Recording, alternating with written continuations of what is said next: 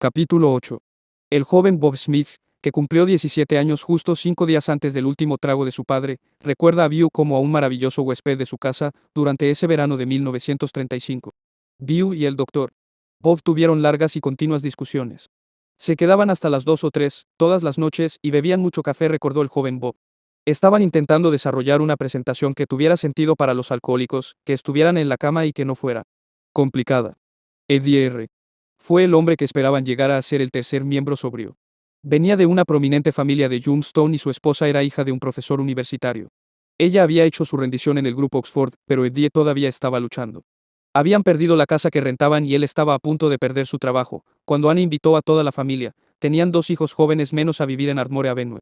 El hogar de los Smith era confortable, una casa sin pretensiones, en el 855 de Ardmore, al sur y un poco al oriente de las secciones exclusivas cercanas a Portage Path. Solo tenía 3 dormitorios. Cuando llegó a estar atestada, se obligó a los jóvenes Bob y Sue a dormir en el desván.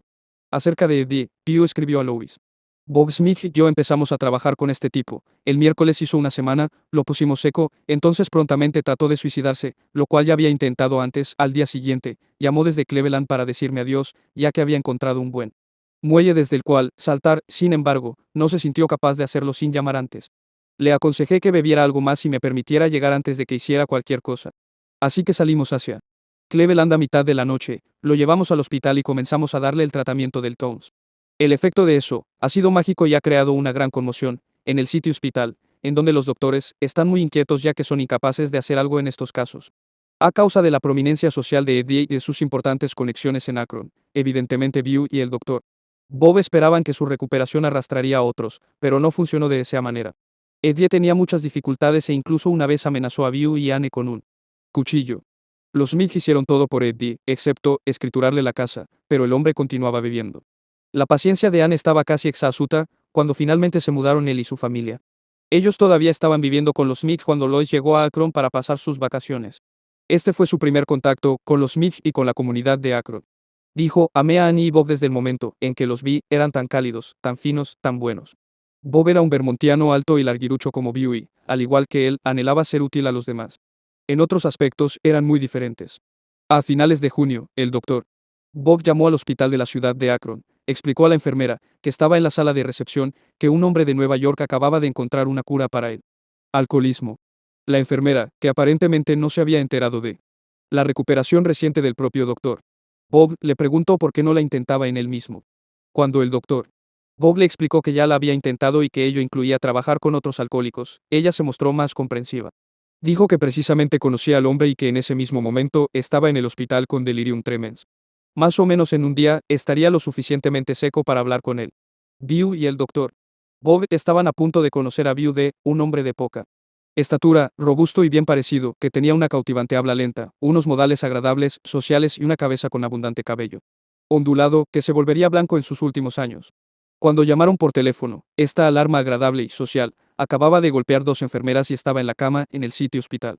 En muchos aspectos Beau era el hombre ideal para convertirse en el tercer miembro del grupo. Era un muchacho de una granja de Kentucky que había llegado a Akron a trabajar en una planta llantera, mientras asistía a la escuela de leyes. Evidentemente era un hombre de familia acomodada que, de una manera inexplicable, había llegado a ser un borracho, sin esperanza. Durante los 6 primeros meses de 1935 había sido hospitalizado 8 veces por borrachera, aunque por lo demás, era respetable, incluso había sido consejero de la ciudad y director financiero de un suburbio de Akron. Su esposa y él asistían a la iglesia todos los domingos y rezaban con frecuencia acerca de su problema. Como les manifestó a Beau y al doctor Bob, cuando lo visitaron en el sitio hospital, no tienen que convencerme en lo referente a la religión, una vez fui diácono en la iglesia y todavía creo en Dios, pero supongo que él no cree mucho en mí. Si Beau creyó que Dios lo había abandonado, su esposa Henrietta pensó de otra manera. Insatisfecha con el progreso que Beau y ella estaban haciendo en su propia iglesia, recientemente había visitado a otro ministro para rezar acerca de la aflicción de su esposo y llegó a estar convencida de que éste dejaría de beber. Cuando, poco después, la visitaron Beau y el doctor Bob, no tuvo dudas de que sus oraciones habían sido contestadas. Las experiencias de recuperación que los 2 hombres compartieron con Beau fue breve, de acuerdo a las normas de G, pero ellos ya estaban desarrollando fortaleza en su sociedad, esto se los transmitieron al nuevo. También tenían la esperanza de haber encontrado la clave de la sobriedad permanente, no solo para ellos 3, sino para cientos que podrían seguir.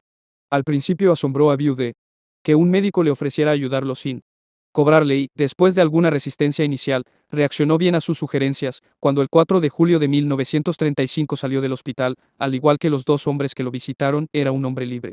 Nunca volvió a beber y permaneció siendo un miembro activo de AA hasta su muerte. En 1954. Ahora había 3 hombres que nunca volverían a beber. No tenían un nombre para su fraternidad, y todavía estaban ligados íntimamente al grupo Oxford, una situación que continuaría en Akron durante otros 4 años. Pero también compartían un punto de vista del alcoholismo, que no les había llegado del grupo Oxford y que era la comprensión del alcoholismo como una enfermedad de la mente y del cuerpo, que Bew había aprendido del Dr. Silkworth. Para ellos el alcoholismo no era solo otra falla humana o pecado, sino un mal destructor. La alternativa para la sobriedad era siniestra, muerte o locura. Nada podía ser más importante en la vida de un alcohólico recuperado que conservar su sobriedad y tanto Bew Wilson como el Dr. Bob Smith creían que para conservar la sobriedad se requería llevar el mensaje a otros. Vale la pena hacer notar que estos 3 hombres recientemente sobrios tenían devotas esposas que habían conservado la fe en ellos. Estos primeros pioneros de Akron y Nueva York trabajaron junto con sus esposas tanto para permanecer sobrios como para llevar el mensaje. Pronto se presentó el alcohólico número 4, que fue Ernie G. Solo tenía 30 años y a los ojos de sus padrinos era casi demasiado joven. Lo visitaron los 3 hombres, sin perder el tiempo. Bew y el Dr. Bob llevaron a Bew a que se involucrara en el trabajo. Ernie permaneció sin beber durante un año, y entonces inició una recaída que duró 7 meses. Su historia, la recaída de 7 meses, apareció en la primera edición del libro grande. Aunque tuvo dificultades con su manera de beber durante toda la vida, su abstinencia inicial desempeñó su parte en aquellos tiempos. En 1941 se casó con Sue, la hija del Dr. Bob, según se rumoró, contra los deseos de su padre. Posteriormente se divorciaron. Durante esos meses, Bew y el Dr. Bob establecieron la alianza y asociación de trabajo, que duraría todas sus vidas y los marcó como los cofundadores de AA. Cada uno de ellos aportó talentos especiales y rasgos personales a su papel. Bew era el promotor, el hombre de idea, cuya mente iba constantemente adelante con planes y proyectos. El Dr. Bob representaba la fortaleza y la estabilidad de la fraternidad inicial. Su consejo prudente con frecuencia detenía las aventuras temerarias que podrían haber retardado el crecimiento e incluso arruinado a AA, y posteriormente Bew reconocería esa deuda en un tributo a su socio. Con ninguna otra persona he llegado a experimentar por completo la misma relación. Lo mejor que puedo decir es que, durante todo el agotador tiempo de nuestra asociación, nunca tuvimos una diferencia violenta de opinión. Con frecuencia su capacidad para la hermandad y el amor estaba más allá de mi comprensión. El joven Bob confirmó la armonía poco común. Papá me decía frecuentemente que aunque Bew y él veían las cosas desde ángulos diferentes, nunca tuvieron una discusión y que sus dos mentes parecían mezclarse para desarrollar un programa inteligente que pudieran presentar a los alcohólicos. Otro asociado que los conoció bien comparaba su relación a aquella de 2 hermanos que se amaban y confiaban profundamente uno en el otro.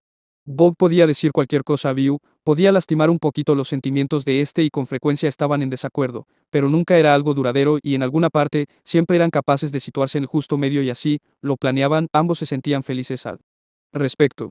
Nunca vi una confianza más completa que la que se tenían uno al otro. Su notable asociación se convertiría posteriormente en un tema de conversación en AA. Había quienes veían a la intervención divina en la manera de llevarse de estos 2 hombres.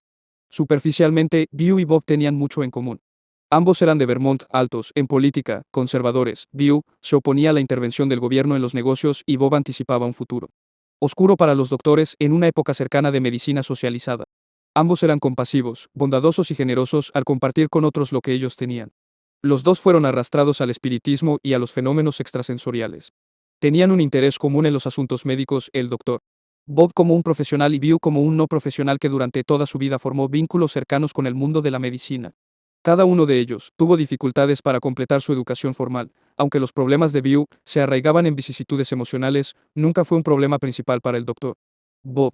Cada hombre ideaba apodos para sus amigos, y tenían gustos sencillos. A ninguno le gustaba la ostentación ni las falsedades de ninguna clase. Ambos eran muy inteligentes. Pero de la misma manera, había marcados contrastes entre los dos. Roy Y., un veterano de Texas y posteriormente en Florida, los describió de esta manera. Ambos decían que simplemente no podían ser miembros de AA. El Dr. Bob iba a sus juntas en King's Shoal, se escurría hacia la parte de atrás y nadie sabía que estaba ahí. Si Bew llegaba a la misma junta, se aseguraba de tropezar con una silla. Le encantaba ser el centro de atracción. En tanto que Bew pudo no haber hecho en realidad algo tan rudimentario. Verdaderamente, es cierto que llamaba la atención de los demás. Nunca fue un espectador durante mucho rato. La gente se daba cuenta de su presencia. Estaba impresionado por los logros y a la vez impresionaba a la gente. Con el tiempo, su círculo de conocidos y amigos incluiría a gente distinguida de muchas áreas. Admitió que era un motor, una cualidad totalmente ajena a su socio. Al doctor Bob le interesaba poco ser el centro de atracción. Dio pocas pláticas en público en AA. Y evidentemente tampoco se llegó a hacer cargo de conversaciones personales, como a veces lo hizo View. Documento tenía una forma de ser totalmente calmada, dijo un admirador, tenía sentido del humor, pero no era capaz de expresarlo en otra gente como lo hacía View. Documento era un gran escucha y nunca lo oía hablar demasiado. View hablaba mucho y también era un gran escucha que realmente escuchaba, con los oídos abiertos. Sabía lo que estabas diciendo. Además de hablar y escuchar, View también era escritor y planeador, y ninguna de esas dos actividades interesó al doctor Bob. Sin embargo, este construía ideas y juicios importantes que encontraron su camino en los escritos de View. Algunas veces el doctor Bob hacía que View cambiara de opinión o actuaba como un freno para él. También le dio a View el apoyo más fuerte en los proyectos que creyó eran necesarios. Alcohólicos Anónimos, el libro grande, iba a ser un ejemplo fundamental. Aunque los miembros de Akron aprobaron la empresa solo por la diferencia de un voto, el doctor Bob estaba apoyando a View dándole cálidos ánimos y su aprobación en algunos de sus momentos más difíciles, cuando el proyecto pareció que se había estancado de una manera permanente. View empujaba, el doctor Bob estaba dispuesto a esperar. El estilo de View era buscar activamente apoyo para sus ideas, en tanto que el doctor Bob esperaba hasta que el apoyo para una propuesta se desarrollara por su propio ímpetu. También hay algunos indicios de que el doctor Bob era un padrino más eficaz. No se puede negar que, en los primeros años, creció con mayor rapidez en Akron que en Nueva York, y hubo quienes atribuyeron este éxito al fuerte liderato del doctor Bob. A pesar de todo, no hubo competencia entre los dos, ni parecieron tenerse envidia uno a otro. Al final, cada uno de ellos se vio a sí mismo como un instrumento del poder superior en el desarrollo de la fraternidad. Quizá su singular compañerismo fue en realidad el instrumento. En tanto que proseguía el trabajo de View con los alcohólicos, su carrera en los negocios oscilaba entre adelantos y retrasos. Continuando con la junta de accionistas en mayo, aparentemente el punto en discusión era la inspección de las procuraciones, que votaron sus asociados y sus oponentes, el grupo encabezado por Encantador, y tenía conexiones importantes. Tanto View como él querían ser presidentes de la National Rubber Machinery Company. Con mucho, Florman iba adelante. El puesto se pagaba aproximadamente a $14,000 anuales, una cantidad importante en esa época. La compañía no era grande, pero tenía un lugar sólido en el mercado, además de un crecimiento potencial. Para View, salir económicamente adelante parecía tener una importancia vital. En las cartas a Lois, View criticaba mucho a Florman y sus compañeros. Posteriormente escribiría acerca de la pelea de las procuraciones como un procedimiento impregnado de muchos resentimientos y controversias. En 1935, la National Rubber Machinery necesitaba con desesperación el liderato. Había sido paralizada por las discrepancias, las contiendas y la indecisión. Desde 1932 la compañía había sustentado fuertes pérdidas de operación y ahora parecía estar en el camino a una quiebra final. Pero Florman y sus asociados no eran los únicos oponentes de View. El bloque principal de las 113,000 acciones de la compañía era controlado por un grupo de la administración encabezado por un M.D. Kulke, cuya firma, Kulke Machine Colorado, había sido de los 4 negocios familiares que se fundieron en la NRM en 1928. Se decía que Kulke era un hombre amistoso y decente que tendía a estar de acuerdo con las dos partes en disputa. Una vez apoyaba al grupo de Florman, pero otra se inclinaba hacia el de View. Si View hubiera sido capaz de ganar el apoyo de Kulke, hubiera asumido el control de la NRM. Algunas de las cartas de View expresaban su exasperación por el puesto que ocupaba Kulke, ya que podía inclinar la balanza. Pero poco había en los antecedentes de View que indicara que fuera la persona adecuada para dirigir la compañía. Su pasado tiene que haber preocupado a Kulke que, por tanto, tuvo pocas razones para favorecer a Wilson sobre Florman. La lucha para obtener que se inspeccionaran las procuraciones duró todo el verano y, cuando la carrera llegó al final del alambre, View se las había arreglado para acumular alrededor de 30,000 votos, mientras que el campo de Florman solo tenía 20,000, pero este recibió 42,000 votos adicionales, entre los que pidió por correo y los de Kulke y sus amigos en Akron. El total de 62,000 votos de Florman le dio más del 51% que se necesitaba para el control. La batalla había terminado y la empresa de negocios de View en Akron había fracasado.